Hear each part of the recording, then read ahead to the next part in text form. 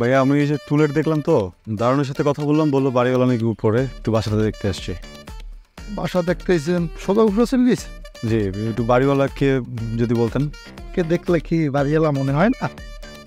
আপনাকে দেখে বাড়িওয়ালা। ঠিক আছে, কালকে আয়া পড়েন। হ্যাঁ, কালকে আয়া পড়েন। হ্যাঁ, ঠিক আছে। এই বেটা, এই গাছগুলি দেখছোস? গাছগুলি সুন্দর করে পানি দে না ভাই, পরিষ্কার কর যেন মশা মশা না আহে। ডেঙ্গু মেঙ্গু তো বেরোয় যাবো গা। আসসালাম ভাই, আমি পিয়াস। আমি পিয়াল। কি হয়েছে? আপনারা সন্ধান পড়াইছেন কেলা? ভাইয়া আমরা ওই যে নিচে টুলেট দেখছি, তো দারুণকে জিজ্ঞেস করলাম, বললো বাড়িওয়ালা উপরে, তো এসে যে বাড়িওয়ালা ভাইয়ের সাথে কথা বলছিলাম। তো বাড়িওয়ালা ভাই আপনারা কি কইলো?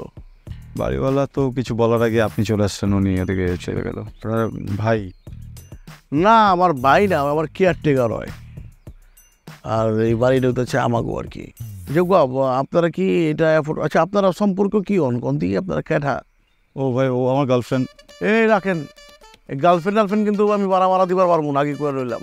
না না, কি বলছো? ওয়াইফ, আজকে থেকে ওয়াইফ। সরি, মানে অভ্যাস হয়ে গেছে তো। ও, নয়া শাদি করছেন না? কত? 16,000 টাকা। গ্যাস বিল, কারেন্ট বিল এটি আবার আলাদা। অ্যাফোর্ড করতে পারবেন? অনেক বেশি, মানে ইলেকট্রিসিটি বিল সহ তো প্রায় 20,000 টাকা চলে আসবে। না, আমরা afford করতে পারবো না। ভাইয়া সরি, আসলে আপনাকে ডিস্টার্ব করলাম। না, শোনেন এদিকে শোনেন। আচ্ছা, আপনাকে একটা ফেভার করি। হ্যাঁ, 50% লেস, 8,000 টাকা পারবেন? ভাই খুবই উপকার হবে, থ্যাংক ইউ। আচ্ছা, মাগার আমার একটা কন্ডিশন আছে। আপনি যখন ব্যবসাপাতি বা চাকরি বাকরি করবেন, 1 বছর পর যখন আয় রোজগার ভালো হইব, তখন কিন্তু ভাই আমার একটু পোষাই দিতে হবে। বাপেরে বুঝেন না, আবার আমার জমা খরচ দিতে হয়। ওইটা দিয়ে দিব ভাই, সমস্যা নেই, আমি পুরোটা দিয়ে দেবো আপনাকে 1 বছর পর। ভাইয়া ভাড়াটিয়া হিসেবে আমারও ছোট্ট একটা কন্ডিশন। বলেন না। বিদ্যুৎ, গ্যাস, পানি সব বিল মিলাই আমি 8,000 টাকা দিতে পারবো, না হলে আমি চলে যাই। ঠিক আছে, ওইটা বিল তাল করুন না। ওই আপনার একটা কাজ করেন, ওই একটু অনেক দিন ধরে আছিলাম না তো, একটু গোছ গাছ করে নেন। আপনাকে মানে সমস্যা হইব না। ওই যে খাট আছে, ডাইনিং টেবিল মেবিল সব আছে এই জায়গায়, দেখতেছেন তো? হ্যাঁ, সব কিছুই আছে। হ্যাঁ, একটা ফ্রিজও আছে, বুঝছেন? কোনো সমস্যা হইব না। আপনারা ইউজ করেন, ক্ষয়ক্ষতি করেন না, ঠিক আছে? আমি অনেক করে দিয়েছি। ও এদিকে ওই ওই ভাইজানগো কাছ থেকে, হ্যাঁ গো, এনআইডি আছেন আপনারও?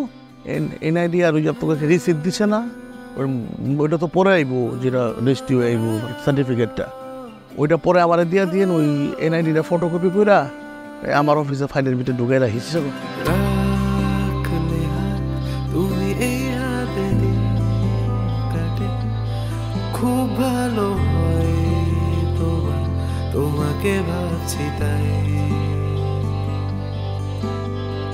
রাখলে হাত তুমি এই হাতে দিন কাটে, খুব ভালো হয় তোমাকে ভাবছি তাই।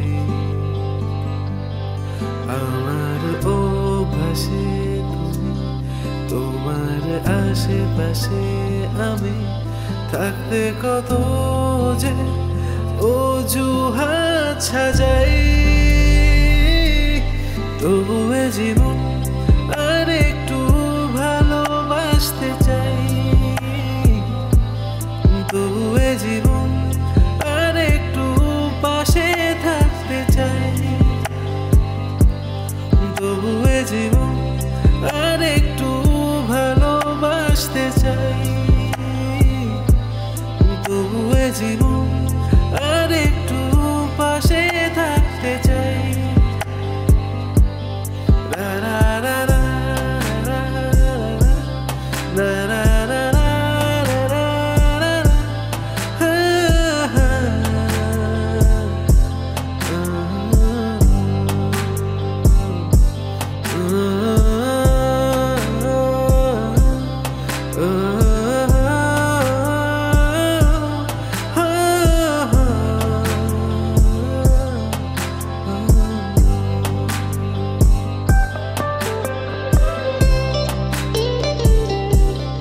দেখো আজকের চাঁদটা কত সুন্দর। ছাদ খুবই সুন্দর। আমার সাথে এখানে তুমি তোমার ছাদ দেখো, আমার কেমনটা দেখতে দাও।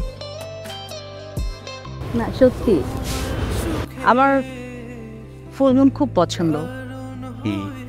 আমরা কখনো ফুলমুন দেখতে পাহাড়ে যাব। পাহাড়ে যাব, কিন্তু এক পাশে পাহাড়, এক পাশে সমুদ্র।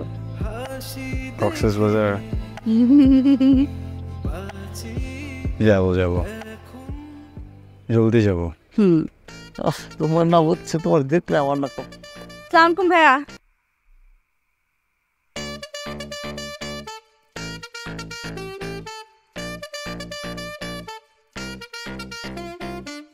তুই কি করিস এখানে? তোকে না বলছে কঙ্কমা ছাদে?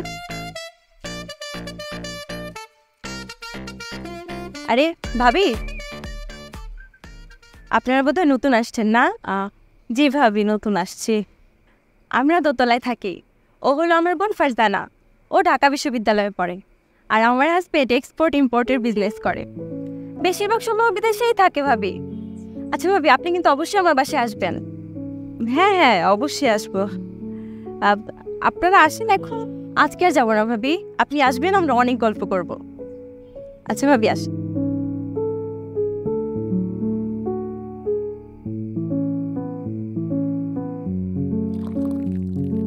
না আমি সবই বুঝতেছি, কিন্তু কিছু তো হইতেছে না, বুঝছিস না? না আমি তো একা না, একা হইলে ধর আগের মতো জীবন সমস্যা ছিল না, যেমন মন চাই তেমনি থাকতাম।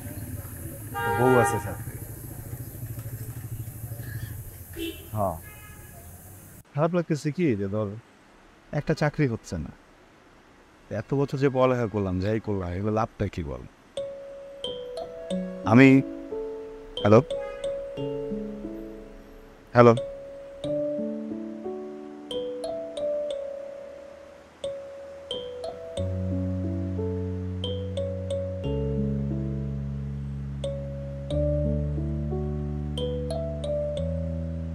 ভাই আসসালামু আলাইকুম। ওয়ালাইকুম। ভাই আপনার সাথে একটু কথা বলতে পারেন? হ্যাঁ আপু, ছিলাম না কে? ভাই আমার নাম রফিকুল ইসলাম রনি। আমি একটি প্রাইভেট কোম্পানিতে চাকরি করি। কোম্পানির নাম হচ্ছে হ্যাপি লাইফ লিমিটেড। আপনাকে দেখে খুব চিন্তিত মনে হচ্ছে, এই জন্য আপনার সাথে একটু কথা বলতে চাচ্ছি। আপনি মনে হচ্ছে ভাইয়া কিছু একটা লুকাচ্ছেন।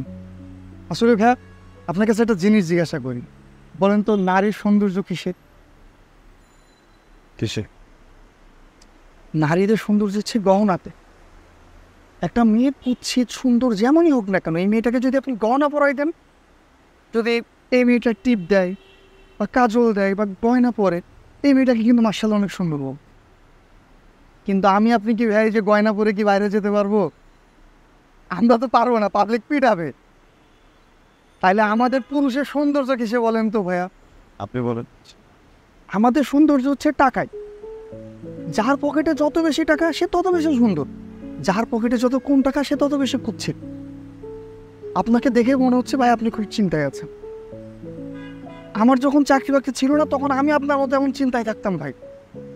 কিন্তু এই যে হ্যাপি লাইফ লিমিটেড, এটাতে যারপর যখন ঢুকলাম তারপর থেকে আলহামদুলিল্লাহ এখন আমি খুব হ্যাপি। আমি খুব সুখে আছি, খুব শান্তিতে আছি। এখন আমি চাই যে আপনি আমার বড় ভাই, আপনিও শান্তিতে থাকেন। ভাই এই চায়ের দোকানে না এত এসব গল্প করা যায় না। চায়ের দোকানে গল্প মনে করেন ভাবি কেমন আছে, আপনি আমারে জিজ্ঞাবেন যে আপনার ভাবি কেমন আছে, এইগুলা টাকা পয়সার হিসেব তো এখানে হয় না। তো আপনি এক কাজ করতে পারেন, আমাদের এখানে আপনি গয়না কিনতে পারেন। ভাই আপনি কিন্তু অফিসে আসেন, আপনার জন্য আমি অফিসে অপেক্ষা করবো। আজকে আসি ভাই, কিন্তু আপনার সাথে কিন্তু আমার আবার দেখা হবে ভাই, ঠিক আছে? আচ্ছা, আল্লাহ হাফেজ ভাই, আসসালামু আলাইকুম।